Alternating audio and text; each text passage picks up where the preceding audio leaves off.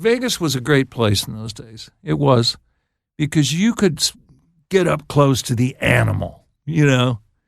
You could practically get Sinatra's sweat on you, you know. I mean, it was very visceral. It was like, you know, you should have seen like the kind of money that was changing hands to get closer to the stage. Wow. Anything to get closer to the stage. And you met with Elvis Presley.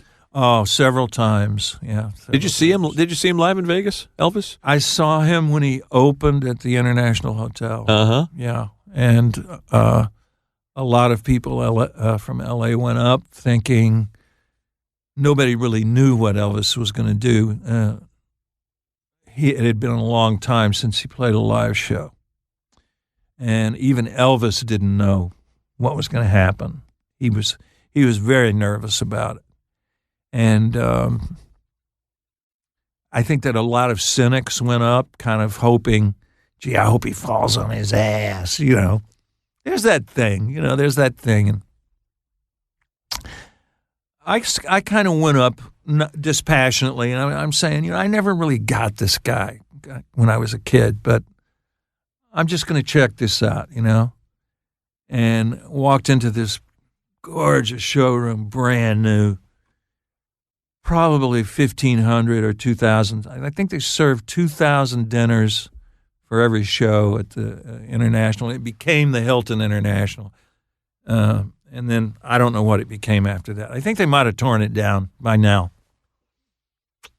But that first night, I was sitting up next to the stage. And I was sitting at a long table, but I had the seat next to the stage.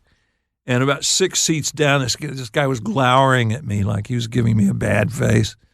And it was Jim Brown. Wow. The great fullback. Running back, sure.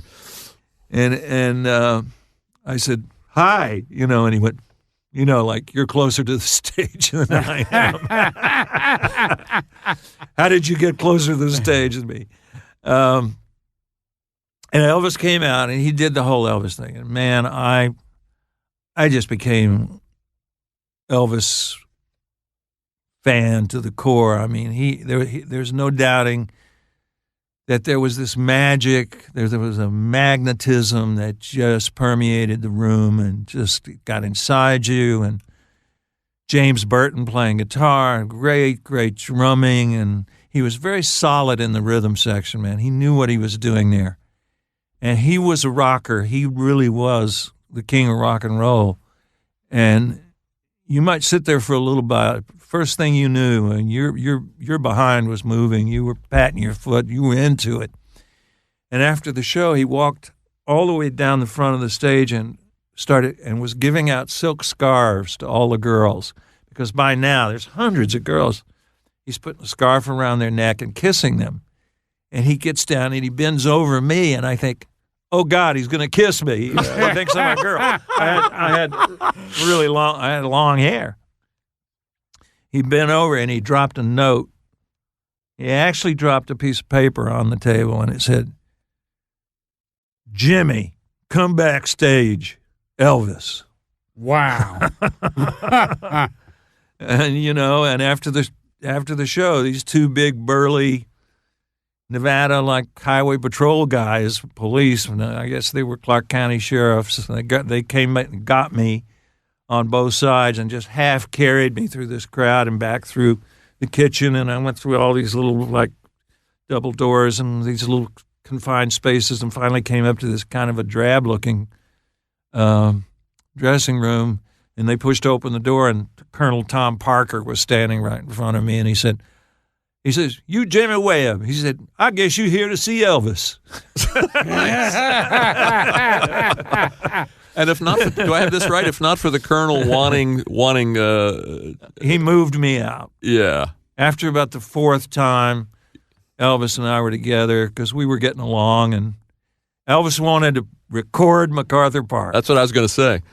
And Tom Parker was not going to let that happen. Elvis had to have all the publishing on everything he recorded. Yeah.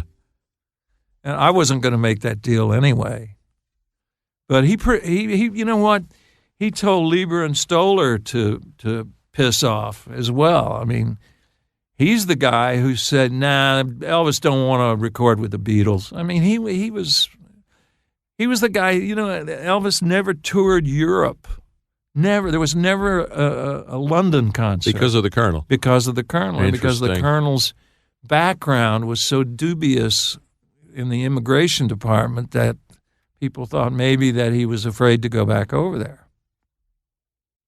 He was a carny, Yeah. if you know what Yeah. that means. Oh, yeah.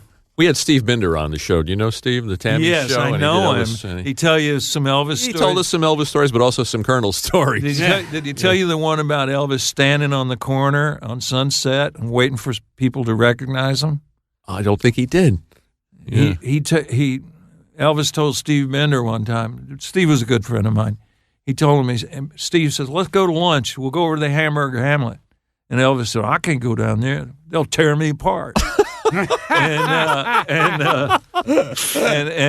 and Steve said, "I tell you what," he says, "I'll bet you that you can stand on this corner right down here at the bottom of the stairs. I bet you can stand there for 20 minutes, and they won't tear you apart."